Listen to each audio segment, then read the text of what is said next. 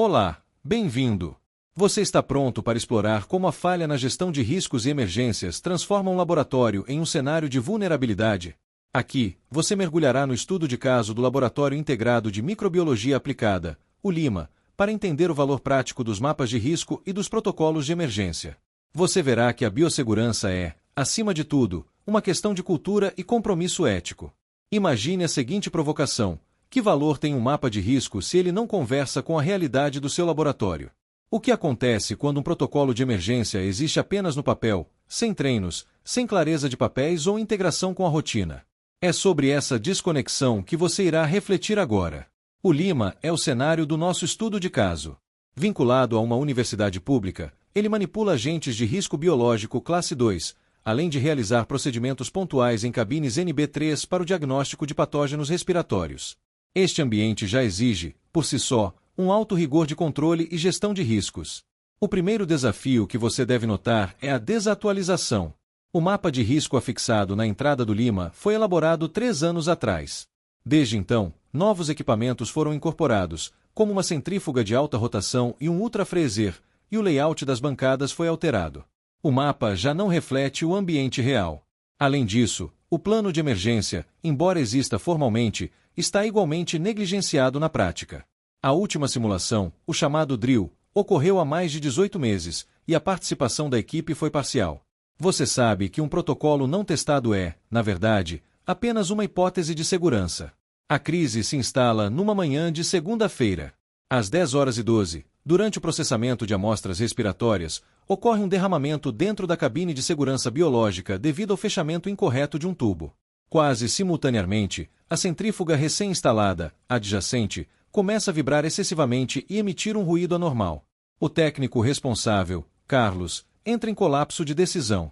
Ele hesita entre isolar o derramamento na cabine ou desligar a centrífuga. Por quê? Porque nenhuma das condutas está claramente priorizada nos fluxos afixados.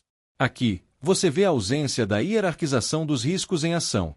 A analista sênior, Joana, tenta coordenar a resposta buscando o mapa de risco para confirmar a localização do kit de derramamento e do chuveiro de emergência. No entanto, o mapa indica o armário antigo, removido durante a reforma. O kit está, na verdade, em outra sala. Lembre-se, um mapa desatualizado é, por si só, um fator de risco. A busca pelo kit no local errado consome tempo precioso e representa uma falha de comunicação organizacional. O mapa de risco, que deveria ser uma linguagem visual traduzindo a análise de perigo, falhou em refletir a verdade do ambiente. Para a Organização Mundial da Saúde, a análise de risco é um processo cíclico de identificação, avaliação, hierarquização e controle. No LIMA, novos equipamentos foram adicionados sem uma reanálise dos riscos físicos e biológicos que introduziam. O ciclo foi interrompido, e as vulnerabilidades se acumularam. Ao mesmo tempo que o derramamento ocorre e a centrífuga falha, o alarme sonoro do corredor dispara. A equipe, porém, não consegue identificar a causa. Seria o sensor de pressão negativa, crucial para a área NB3, ou o detector de fumaça. Você percebe que os indicadores do painel não estão identificados. Joana, tentando estabelecer uma ordem, ordena a suspensão imediata das atividades e pede que todos sigam o protocolo vermelho. O caos se aprofunda. Metade da equipe não reconhece a codificação de cores. O protocolo impresso usa as letras A, B e C. A falta de padronização e de ensaios periódicos se manifesta de forma crítica. Um protocolo de emergência, como você sabe, depende da clareza e da familiaridade. O uso de códigos diferentes gerou ruído de interpretação, que em uma situação de estresse, amplificou o risco. O treinamento insuficiente gera falhas de conduta básicas. 2 estagiários, agindo por instinto e não por protocolo, retiram as luvas antes de fechar os aventais. O que acontece? Eles tocam maçanetas e celulares com as mãos potencialmente contaminadas, criando trilhas de contaminação. Para piorar, um docente, sem a consciência situacional exigida, abre a porta do laboratório NB2 para ver o que está acontecendo. Este ato compromete momentaneamente o gradiente de pressão da sala NB3 anexa, o que é um risco inaceitável em um ambiente de contenção biológica. O tempo passa e a resposta não é coordenada, dependendo da intuição e não da orientação. Este é o ponto onde o fator humano deixa de ser um aliado e se transforma em vetor de risco, uma vez que as responsabilidades e a sequência de ações não foram ensaiadas. Após 12 minutos, a centrífuga é desligada em segurança, e o derramamento é contido. No entanto, a desorganização deixa rastros evidentes de falha na biossegurança, trilhas de contaminação em 2 maçanetas, um kit de derramamento incompleto e incerteza sobre quem deve notificar a CISESMT e registrar o incidente. Na reunião emergencial, a direção do Lima constata o problema central: o mapa de risco não reflete o ambiente atual, e os protocolos não foram treinados. Um evento controlável transformou-se em um quase-acidente de grandes proporções. Você entende agora que a falha é sistêmica, não pontual. O Lima decide então revisar o mapeamento, reescrever os fluxos de resposta e instituir simulações trimestrais. Mas, antes de tudo, o laboratório precisa entender onde e por que falhou. É essa análise que você está fazendo agora, com suporte dos fundamentos da biossegurança. O primeiro conceito que você precisa solidificar é que o mapa de risco e a análise de risco biológico são instrumentos vivos, o alicerce da gestão preventiva. Não são peças burocráticas, mas ferramentas de tomada de decisão. A ausência de revisão periódica e a complacência institucional rompem o equilíbrio de segurança. A hierarquização dos riscos é um ponto crítico negligenciado no caso do Lima. Você viu que a ausência de prioridades no mapa impediu o técnico Carlos de saber qual ação executar primeiro: isolar o derramamento biológico ou desligar o equipamento em pane. Em emergências, essa priorização estratégica evita o caos. Lembre-se do princípio importante: a análise de risco deve ser revisada sempre que houver mudanças estruturais ou operacionais. O mapa de risco precisa refletir o ambiente real, não o idealizado. A desatualização, como você viu no Lima, é um ato de negligência ética e institucional.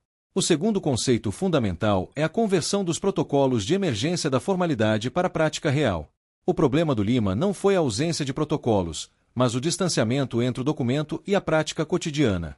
O protocolo só protege quando é praticado e o vocabulário é padronizado. A Organização Mundial da Saúde orienta que cada etapa do protocolo, como identificação do evento, isolamento da área, comunicação e uso de EPIs, esteja claramente descrita e seja conhecida por todos. O tempo de resposta do Lima, superior a 10 minutos, é a prova do fracasso na designação clara de papéis e ações. Você entende que a articulação institucional também é crucial. O plano de emergência do Lima falhou ao não prever a articulação imediata com setores como CIPA e SESMT, transformando a ocorrência em um evento de incerteza coletiva. O protocolo deve ser uma ponte entre setores, não um muro de responsabilidades fragmentadas. Portanto, a efetividade dos protocolos é sustentada por 3 pilares: clareza, familiaridade e, acima de tudo, treinamento contínuo. O treinamento é a única forma de transformar o protocolo em um reflexo automático, capaz de orientar a ação mesmo sob o estresse de uma emergência real. O terceiro e talvez mais importante conceito que o caso Lima expõe é a cultura de segurança e ética institucional. A verdadeira maturidade não está na existência de manuais, mas na internalização do sentido ético e coletivo dessas ferramentas por cada profissional. Quando a biossegurança é vista apenas como um conjunto de regras, e não como um valor compartilhado, ela se torna frágil. A resposta fragmentada, lenta e insegura no Lima foi o resultado direto da ausência de uma cultura consolidada, onde os profissionais agem individualmente, e não coletivamente, diante do risco. A dimensão ética da biossegurança é expressa pelo princípio da não maleficência, o dever de evitar causar dano. No caso do Lima, a omissão institucional em revisar mapas e promover treinamentos não apenas feriu um padrão técnico, mas também um dever ético de cuidado coletivo. A negligência, mesmo involuntária, é uma forma de violência contra o princípio da prevenção. Para solidificar essa cultura, a educação permanente é um instrumento mais eficaz. Simulações, como os drills, não servem apenas para cumprir exigências normativas, mas para reforçar a consciência situacional e o senso de interdependência entre os profissionais. Equipes que realizam exercícios regulares respondem mais rápido e com menor índice de erro. Pense também na liderança ética. Em ambientes de risco, os líderes devem ser formadores de consciência. O comportamento do gestor após a falha define se a equipe aprende ou se esconde seus erros. A decisão do Lima de promover uma revisão coletiva e um ciclo de treinamentos é um exemplo de virada cultural, a passagem da culpa para a corresponsabilidade. O caso do Lima, felizmente, termina com uma decisão de mudança, mas serve como um alerta para você. A biossegurança não se sustenta apenas na estrutura, mas na cultura de preparo.